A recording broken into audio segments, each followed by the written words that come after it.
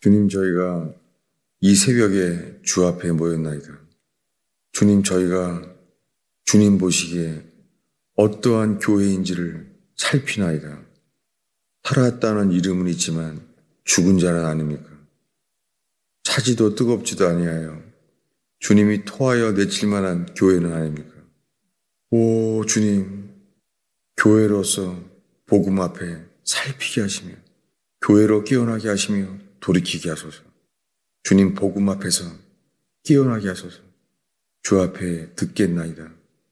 저희 모두 함께 주께로부터 들을 수 있게 하소서.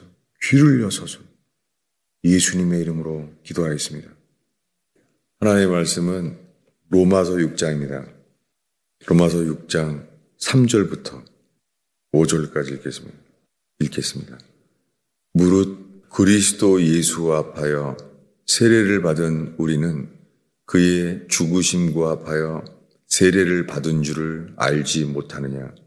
그러므로 우리가 그의 죽으심과 합하여 세례를 받음으로 그와 함께 장사되었나니 이는 아버지의 영광으로 말미암아 그리스도를 죽은 자 가운데서 살리심과 같이 우리로 또한 새 생명 가운데서 행하게 하려 함이라.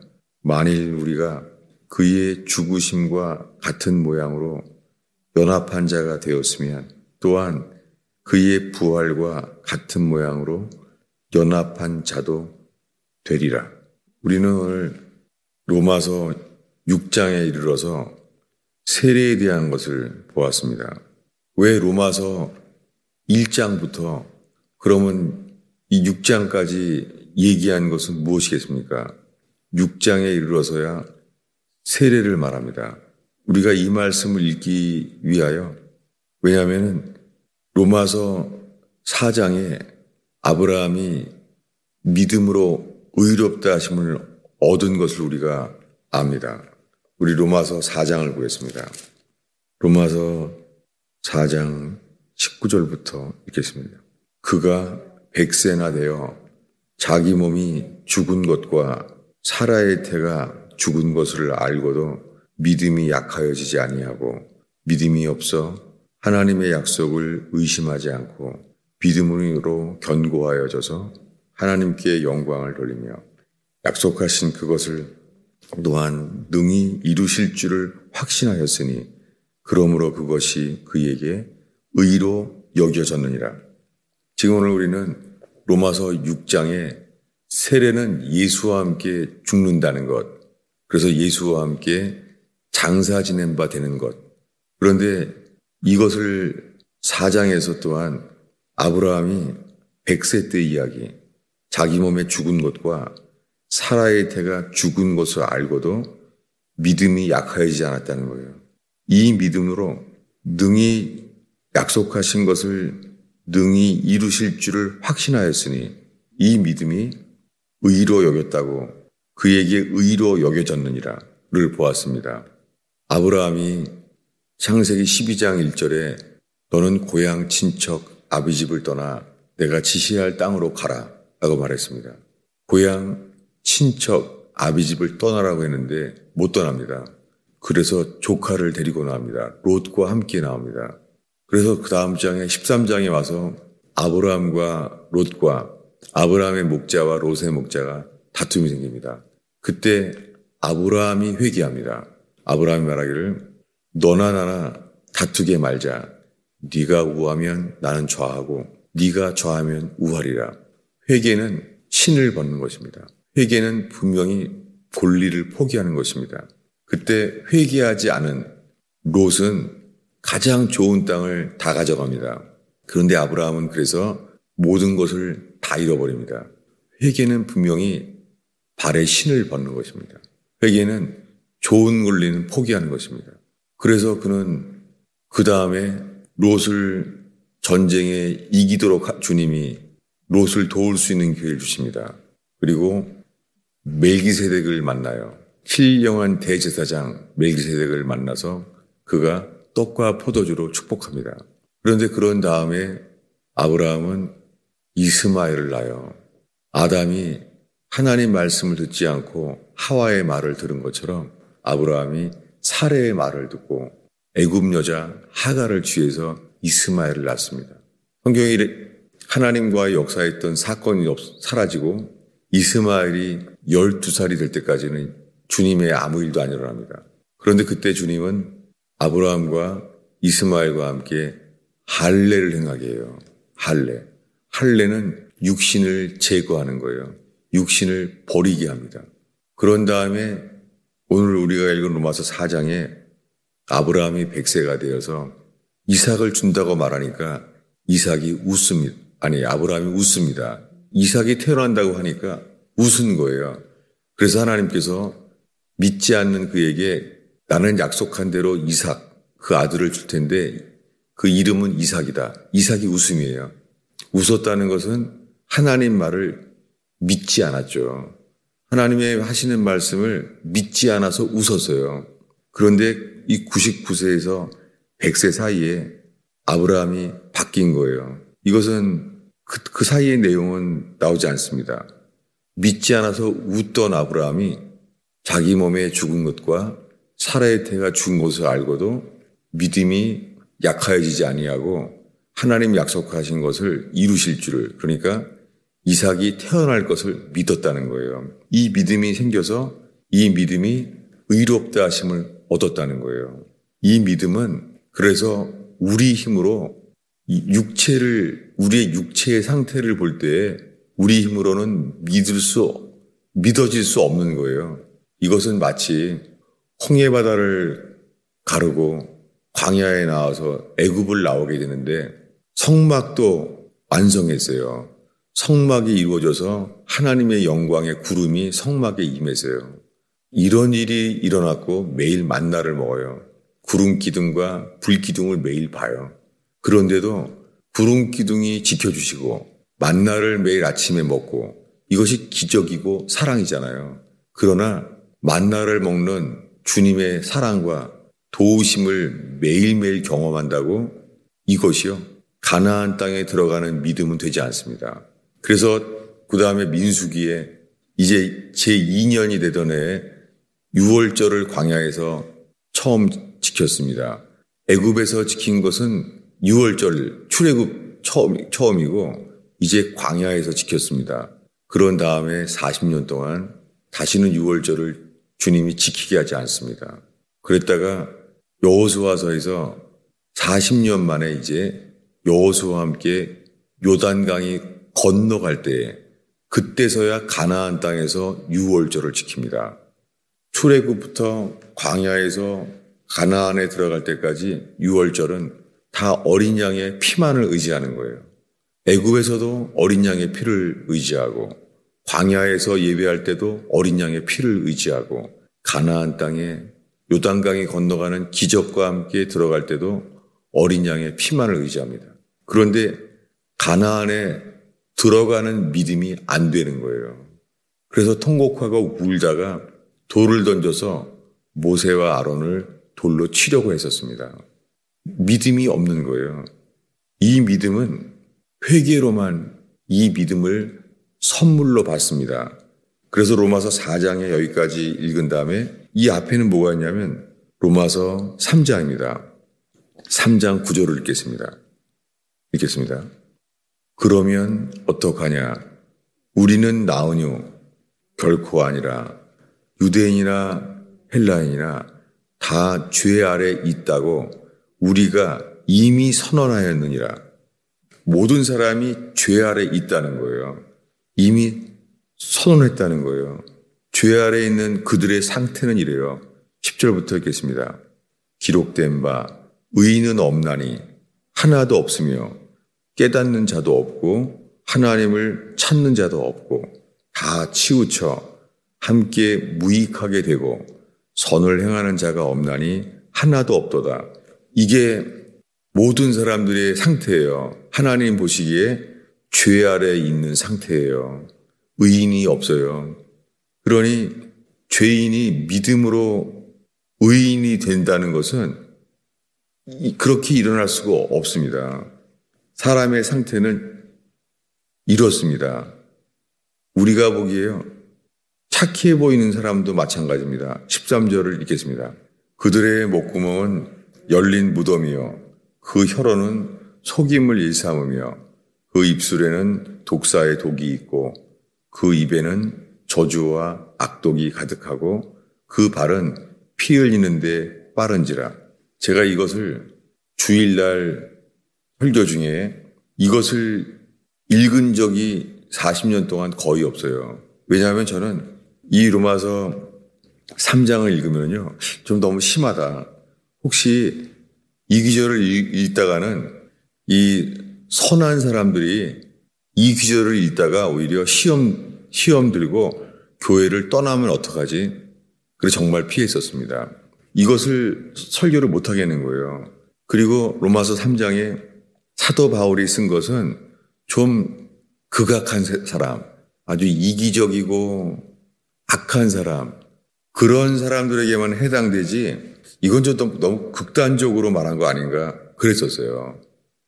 근데 지금 말할 수 있는 것은요, 스스로 선하다고 여기든지 아니면 남들이 세리와 죄인처럼 정죄하는 사람이든지 간에 똑같아요. 선한 자나 악한 자나 똑같아요. 이것이 마태복음 22장에 우리가 최근에 나눴던 천국은 자기 아들의 혼인잔치를 준비한 임금과 같다는 것. 그분이 혼인잔치, 아들의 혼인잔치를 불렀는데 아무도 안 온 거예요. 성경에 아무도 안 왔어요. 왜냐하면 자기 밭으로 사업자 가고 아무도 오지 않았습니다. 그랬을 때 그 임금이 악한 자나 선한 자나 다시 한번 종들에게 부릅니다. 악한 자나 선한 자나 다 오게 하도록 해라. 여러분, 이것이 현재 교회라고 했잖아요. 그런데 이 인간의 상태가 아들의 혼인잔치를 불러도 다들 오기를 원치 않는다는 거예요. 이 상태가 인간의 전적 타락의 상태예요. 이것을 어둠 속에서 모를 뿐이에요. 주님 보시기에 사도 바울이 말한 대로 12절에 다 치우쳐져 있다는 거예요. 무익하다는 거예요. 선을 행하는 자가 없는데 하나도 없다는 거예요. 아니, 세상에 선을 행하는 자가 하나도 없다는 거예요. 세상엔 선한 사람들이 많이 있잖아요. 여러분, 주님 보시기에 아담 때도 선했어요. 근데 선악과를 먹은 이후에 주님 보시기에 아담도 죽은 자예요. 그렇게 10세대가 지나갔습니다. 7번째 세대는 에녹입니다. 10번째 세대가 노아입니다. 그때 노아는 당대의 의인이에요. 주님이 노아에게 말합니다. 내가 너의 의로움을 보았느니라 라고 말해요. 여러분, 그럼 무슨 말입니까? 노아 때 주님이 방주를 만들게 하신 것은 노아뿐입니다. 그러면 아담을 알았던 그 수많은 사람들, 아담을 통하여 하나님이 직접 천지를 창조하셔서 태어난 사람을 직접 보는 사람들, 노아 때 바로 그 앞세대에, 겨우 그 앞세대에 노아가 그때 죽었어요. 다 알고 있어요. 주님 보시기에는 아무도 몰랐어요. 사람 지은 걸 후회했어요. 저는 베드로 전서와 베드로 후서를 최근에 설교했는데요. 베드로가 죽기 직전에 쓴 마지막 서신이 베드로 전서와 후서인데요. 왜 노아에 대한 이야기를 2번이나 언급을 했을까? 정말 이해가 안 됐었습니다. 이미 아담이 태어나서 10번째 세대가 될 때 이미 세상은 보기에 좋지 않았어요. 우리가 보기에는 하나님이 보시기에 좋았다는 세상만 알고 있는 거예요. 그러나 노아는 들었어요. 내가 사람 지은 것을 후회한다. 이 땅에서 지면에서요, 사람들을 쓸어버리겠다는 거예요. 이게 똑같은 겁니다. 그들은 몰라요. 주님 보시기엔 그들의 목구멍은 열린 무덤이요, 혀로는 속임을 일삼으며 그 입술에는 독사의 독이 있고 저주와 악독이 가득하다는 거예요. 그 발은 피 흘리는데 빠르다는 거예요.